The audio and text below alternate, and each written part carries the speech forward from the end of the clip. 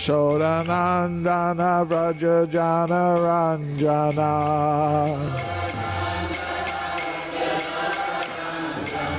Yamuna Tira Vanachari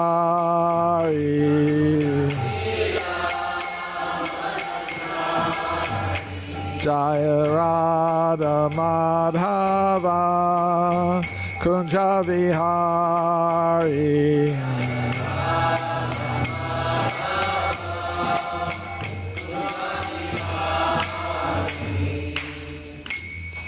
Jayam Vishnupad Paramahamsa Parvajakacharya Astar Sata Sri Sri Madhus Divine Grace A.C. Bhaktivedanta Swami Prabhupada Ki Jai Anantakoti Vaishnavinda Ki Jai ISKCON Founder Acharya Srila Prabhupada Ki Jai Nrsimha Caturdasi Ki Jai Gaur Premananda.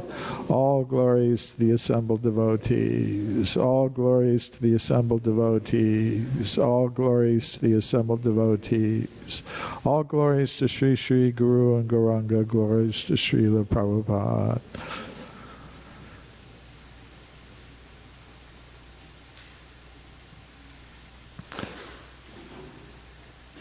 So today we're celebrating the appearance of Lord Nrsimhadev.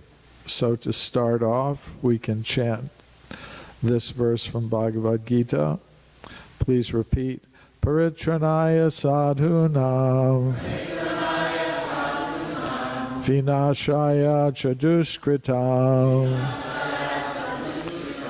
dharma samstapanartaya Sambhavami yuge yuge Paritranaya sadhunam Vinashaya chaduskritam Dharma samstapanartaya Sambhavami yuge yuge Paritranaya sadhunam Vinashaya chaduskritam Dharma samstapanartaya Sambhavami yuge yuge Paritranaya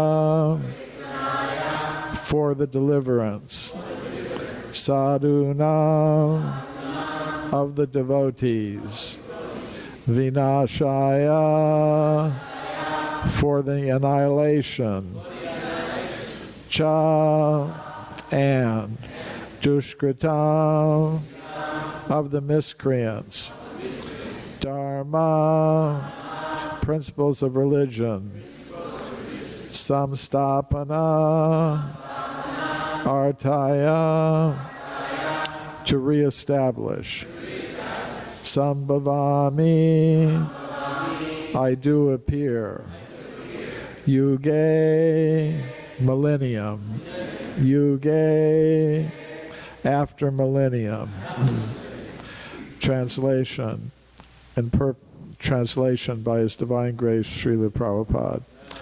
To deliver the pious and to annihilate the miscreants, as well as to reestablish the principles of religion, I myself appear millennium after millennium. So Krishna appears in this world in different ages for two purposes: to deliver the sadhus, to deliver the pious persons, and to annihilate the miscreants, and also to reestablish the principles of religion. So Krishna does this many times, and he has 10 principal incarnations called the Das Avatars, and they include Matsya, the fish incarnation, Kurma, the tortoise incarnation, Varaha, the boar incarnation, and others, 10, up to 10 of them. And there are many more than that, but these are the 10 principal ones, and among them is Lord Nrsimhadev. So the word Nrsimhadev is made up of 3 Sanskrit elements. Nri means human, Singha means lion, and Deva means the Lord. So Nrsimhadev means the Lord who appears as part human, part lion. So the story of his appearance begins a long time ago when the 4 Kumaras went to Vaikuntha to see Lord Narayan. So the 4 Kumaras were 4 sages who always remain in the form of children. You know, they never grew up, so they were always in an innocent state. And they were traveling throughout the spiritual sky, and they wanted to enter the Vaikuntha, one of the Vaikuntha planets, to see Lord Narayan. But at the gates of Vaikuntha there were guards, Jai and Vijay, and they blocked their path. They wouldn't let them immediately enter. So the 4 Kumaras cursed them.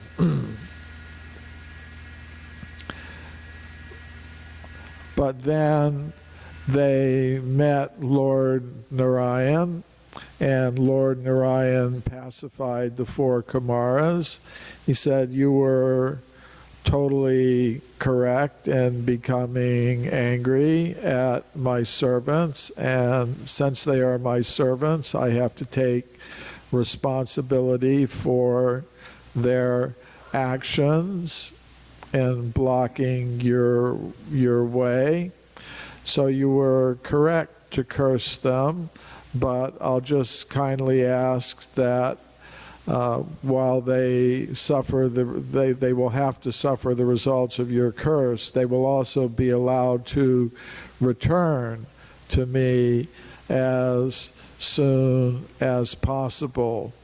So, you know, the 4 Kumaras, they agreed to that.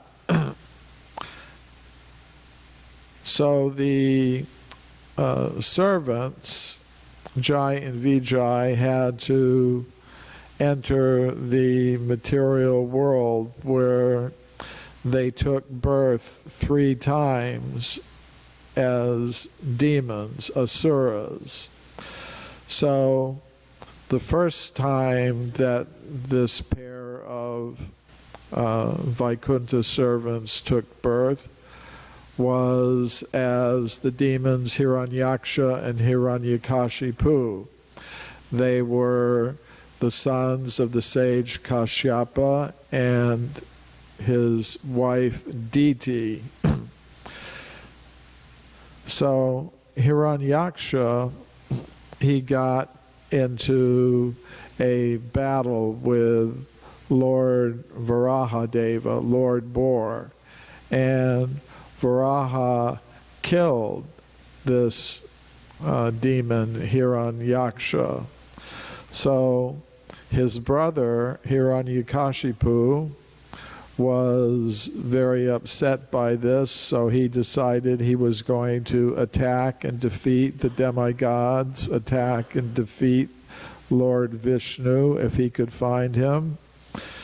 So in order to strengthen himself for this purpose, Hiranyakashipu performed severe austerities. He stood on his toes and eventually all the flesh came off of his bones. While he was doing this, while he was performing these austerities, the demigods took the opportunity to attack his asura or demon associates. So when they the demigods attacked the asuras, they captured the wife of Hiranyakashipu, Kayadu, who was pregnant at this time. Actually, there was her son Prahlada was in her womb at this time. So the demigods thought, okay, she's pregnant, probably some great demon is going to take birth from her womb, so we should kill her. But Narada Muni, the great sage, stopped them because he was aware that actually it would be a great devotee who would take birth from her. So Narada Muni stopped the demigods from taking the life of Kayadu, and to give her shelter, he took her to his ashram, to a secluded place. And there he gave her spiritual instruction. Within the womb, Prahlada heard these instructions from Narada Muni and absorbed them and became a great devotee, even though he was going to take birth in the family of a great demon. Meanwhile, Hiranyakashipu was continuing his austerities, and finally he attracted the attention of Lord Brahma, who asked him what he wanted as a result of the austerities that he was performing. So Hiranyakashipu explained that he wanted some benedictions. He wanted benedictions that he would not be killed by any human or any animal. He wanted a benediction that he wouldn't be killed by any weapon. He wanted a benediction that he wouldn't be killed either inside or outside. He wanted a benediction that he would be killed neither in the day nor in the night. So he presented a whole list of benedictions which Lord Brahma granted to him, and he was restored to his normal state. So with these benedictions in hand, Hiranyakashipu actually conquered all the planets within the material universe, excepting a few, like Brahma Loka, for example. But for the most part, he conquered the entire material universe. So he had his son, Prahlada, and of course, he, like any father, he wanted his son to follow in his footsteps. So he wanted to give him a proper education so that he could be trained to take up his responsibilities as a ruler of the asuras.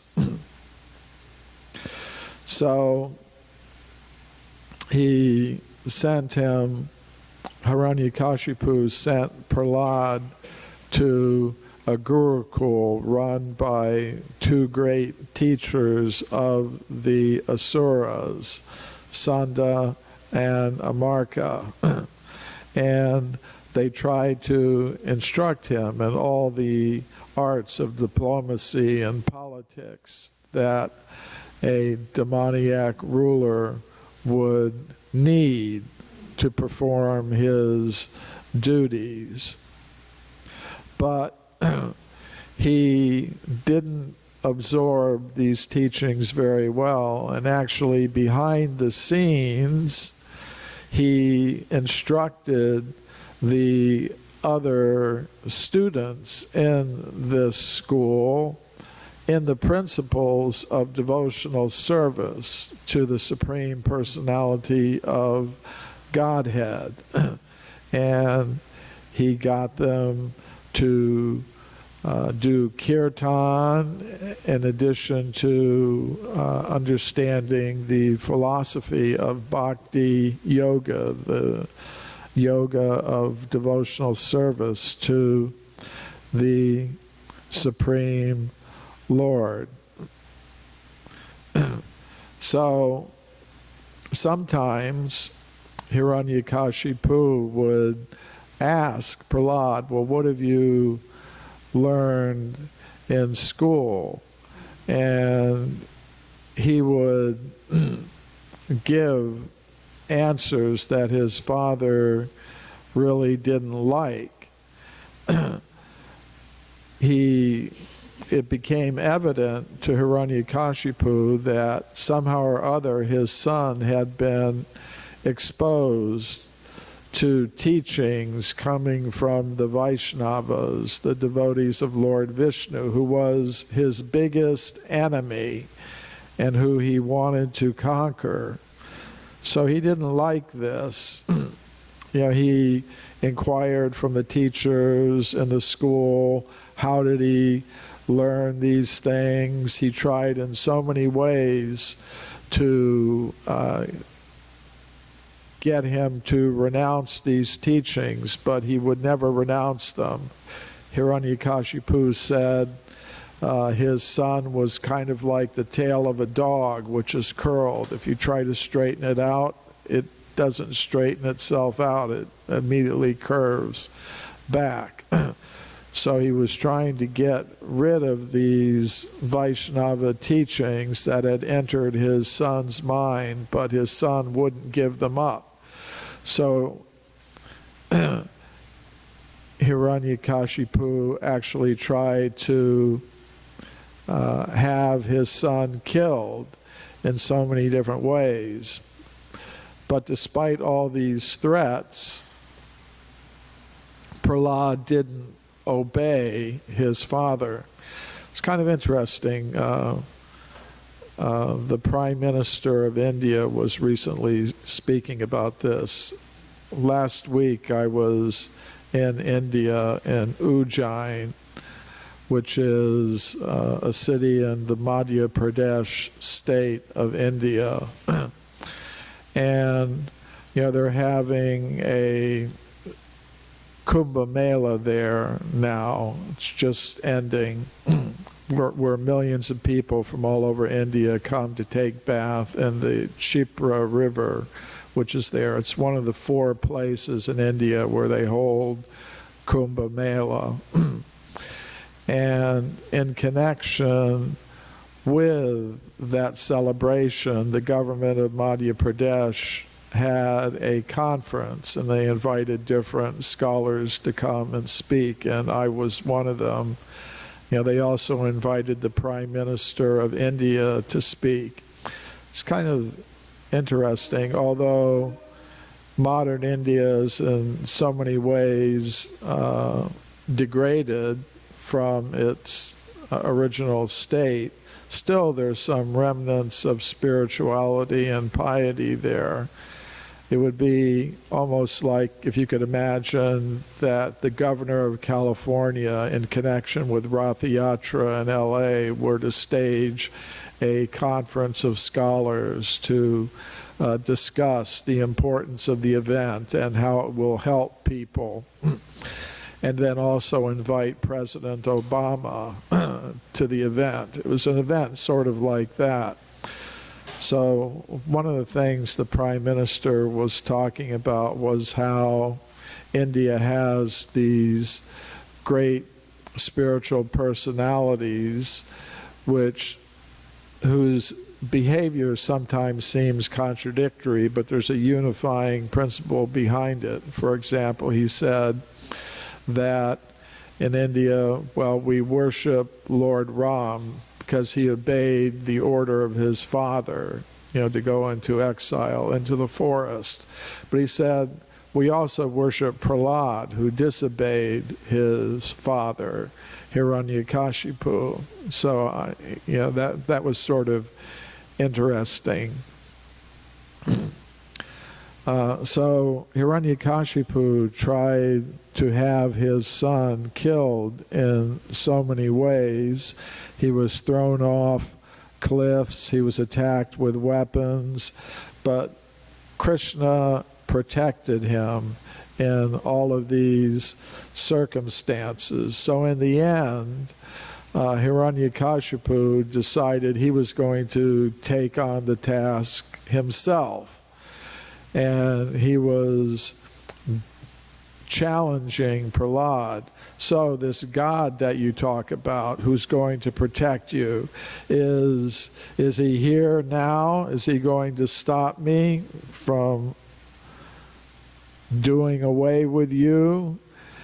Is he in this pillar? There were so many pillars in the palace. So at that moment, Lord Nrsimhadev burst out of the pillar and he began to fight with Hiranyakashipu, who attacked him in so many ways. But Lord Nrsimhadev quickly destroyed Hiranyakashipu, quickly defeated him, killed him. And he did so in a way that preserved all the benedictions that had been offered by Lord Brahma to Hiranyakashipu. He was not killed by either a human being or an animal, but by an entity, by a being who was part lion, part human. He wasn't killed on the ground or in the air, but he was killed on the lap of Lord Nrsimhadev. He wasn't killed in the day or the night, but at dusk, which is between the day and the night.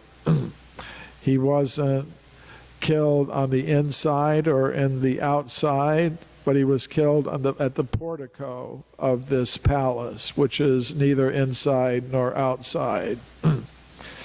So Lord Nrsimhadev carried out the functions of an incarnation of the personality of Godhead.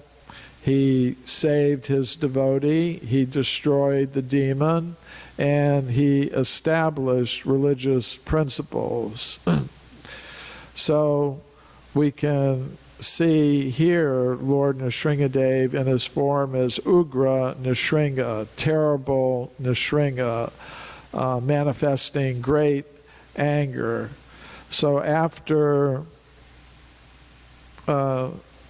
Nrsimhadev killed Hiranyakashipu, Hiranyakashipu's remaining associates and soldiers tried to avenge the death of their master by attacking Nrsimhadev, and Nrsimhadev defeated and killed all of them, this huge army of demons, asuras. So then he was sitting there and manifesting the symptoms of his transcendental anger, and all the demigods wanted to pacify him somehow, but they were all afraid to approach Lord Nrsimhadev, so they selected Prahlada Maharaj to approach Lord Nrsimhadev, and Lord Nrsimhadev was pacified in the presence of Prahlada Maharaj, his devotee, and Nrsimhadev offered Prahlada any benediction he wanted, but Prahlada just said, kindly be merciful to my father.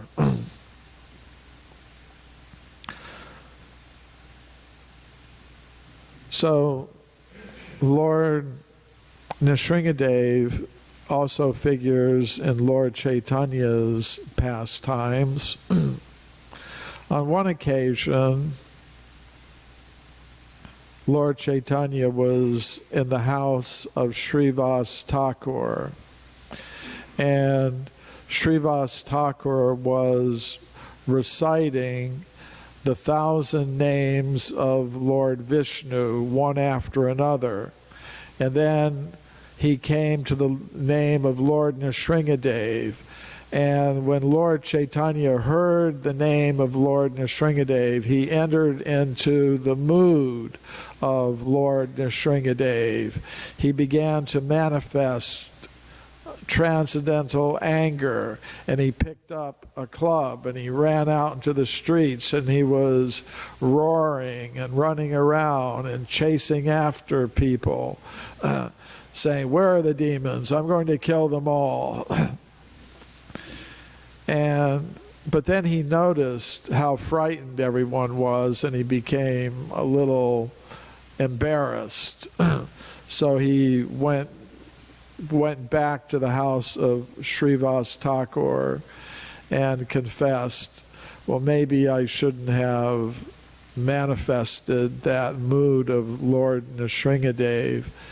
And Srivas Thakur said, no, anyone who saw you in that mood was delivered.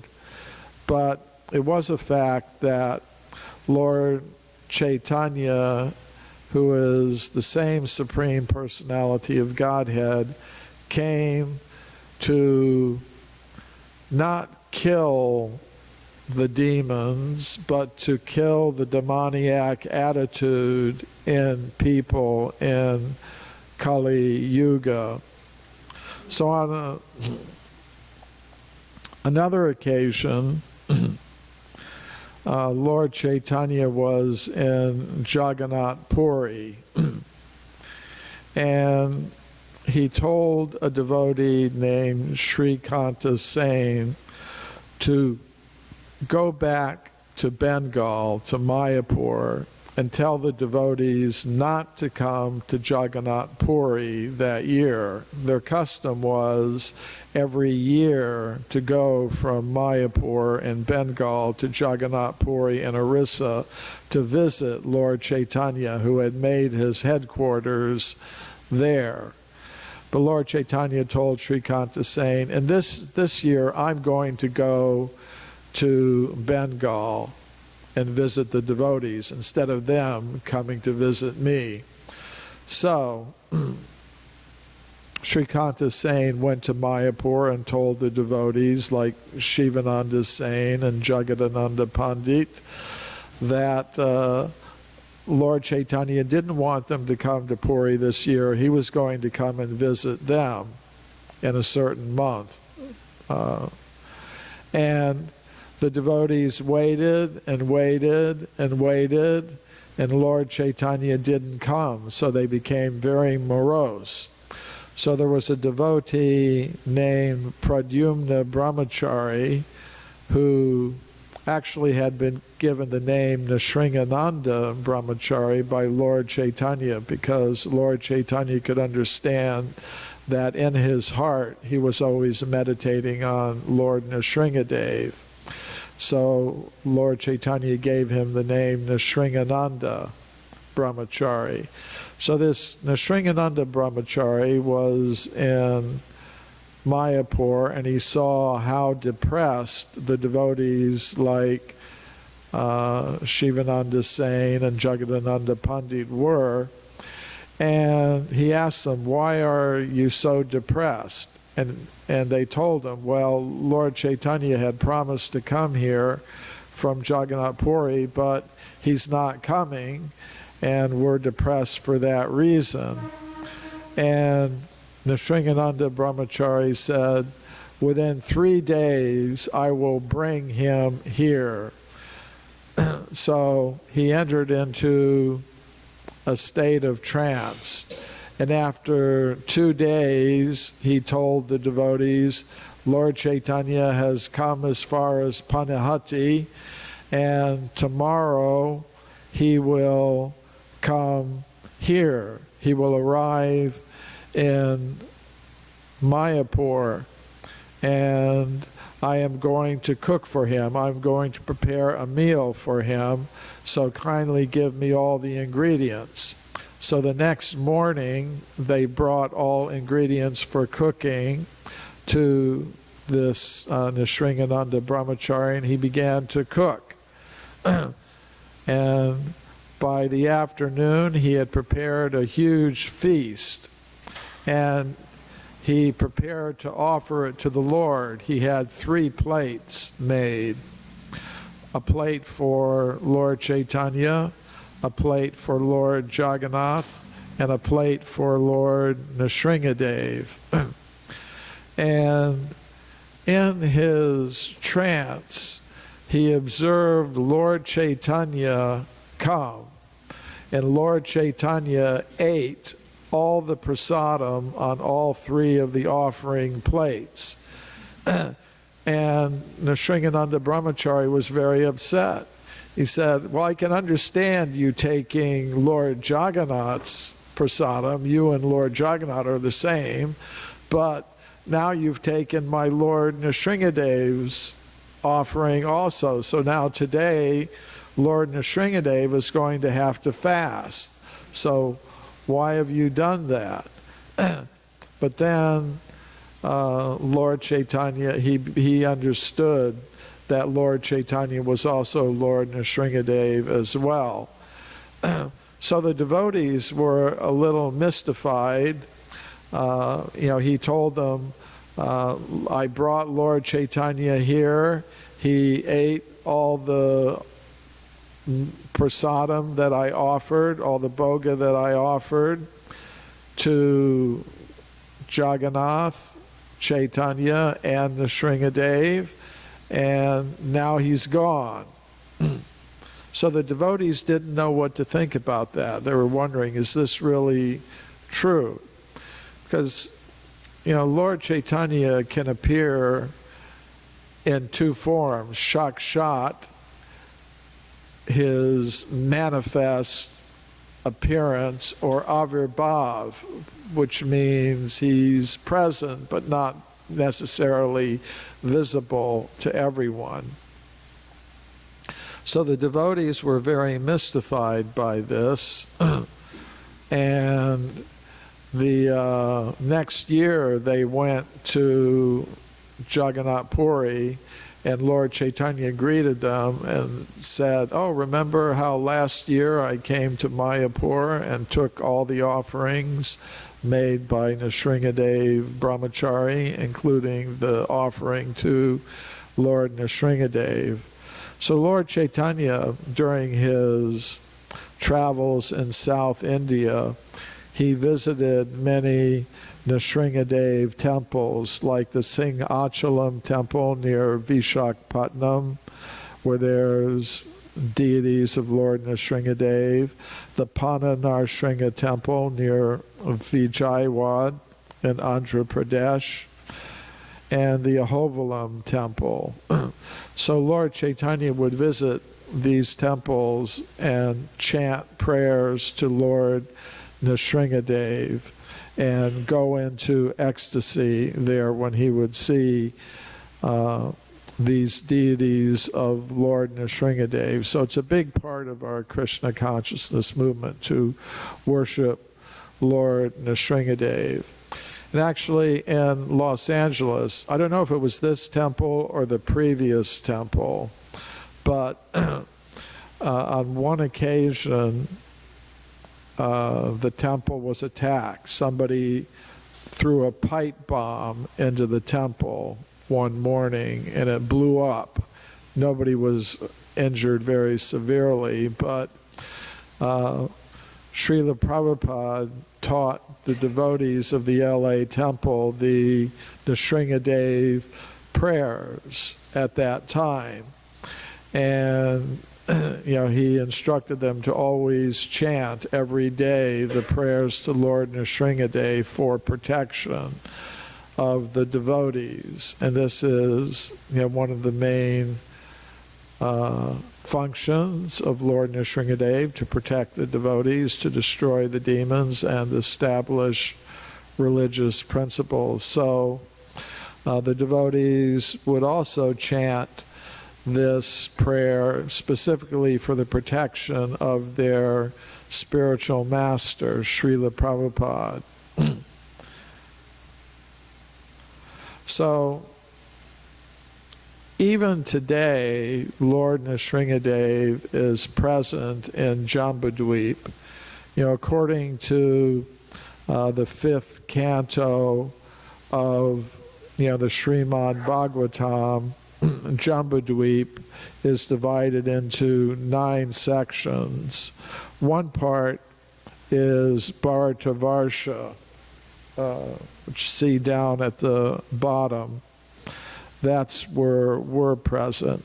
But there are other Varshas. There's Kim Purusha Varsha, there's Hari Varsha, and in each Varsha, a particular incarnation of the Lord is worshipped.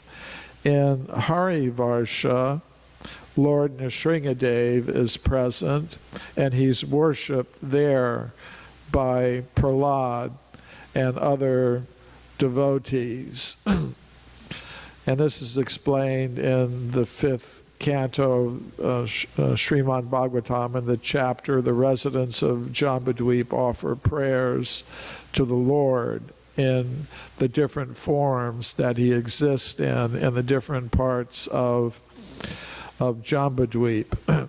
So the prayer, one of the prayers that Prahlada offers to Lord Nrsimhadev is this one: Om Namo Bhagavate Nrsimhaya Namastejas Tejase Avirbhava Vajranaka Vajradamstra Karmashayan Randaya Tamo Grasa Om Swaha Abhayam Atmani Bhuyishta Om Shraum. That is, I offer my respectful obeisances unto Lord Nrsimhadev, the source of all power.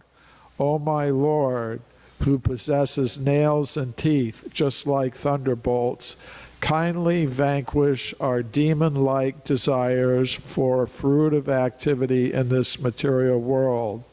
Please appear in our hearts and drive away our ignorance, so that by your mercy we may become fearless in the struggle for existence in this material world.